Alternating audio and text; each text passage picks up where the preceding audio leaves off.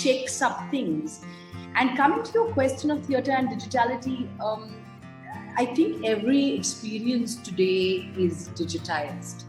Whether we like it or not, the politics of it are, of course, very complicated. Teaching has become digital. Talking to our doctors has become digital. Talking to our parents has become digital.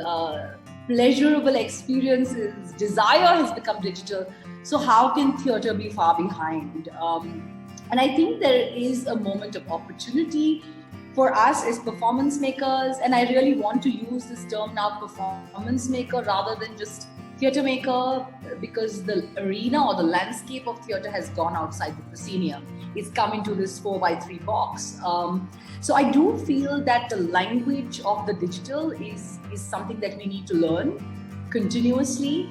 It is imperative upon me as a performance maker to understand the aesthetic if I want to continue to make work, if I want to continue to reach out to my audience. And of course, one has to be deeply aware of the politics of the digital.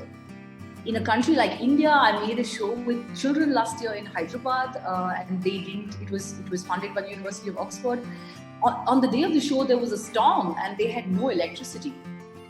That is also the reality of internet access, electricity access in India. But we did what we always do. We repurposed laptops, we used old phones, somebody went and got a neighborhood connection of electricity from somewhere. So it's a very unequal space. There's no doubt about it. And yet one has to persist. One has to persist because we need to reach out, we need to communicate. And while I'm not extremely, I'm not cynical about the digital, but I'm also not giving into the triumphalism of the digital. So there is a delicate balance between the nostalgia for the past, where the live experience is important to us and we mourned its loss. And yet I'm not giving into the triumphalism of the digital. So there's a fine balance between what is possibly lost, what is going to come in the future. I'm willing to embrace it, but not foolishly so. I know the pitfalls of the digital, and I also am critical of the way the theatre was constructed in the past. And just to finish this point off, people say, oh, internet theatre, digital theatre is highly inaccessible. Come on, it is elitist. As if live theatre was not elitist. As if there were no gates to an institutional theatre. As if everybody was allowed inside a theatre. As if the 500 rupee ticket price didn't keep some people out.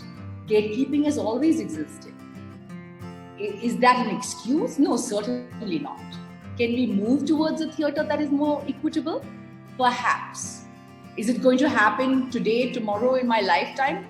I don't know.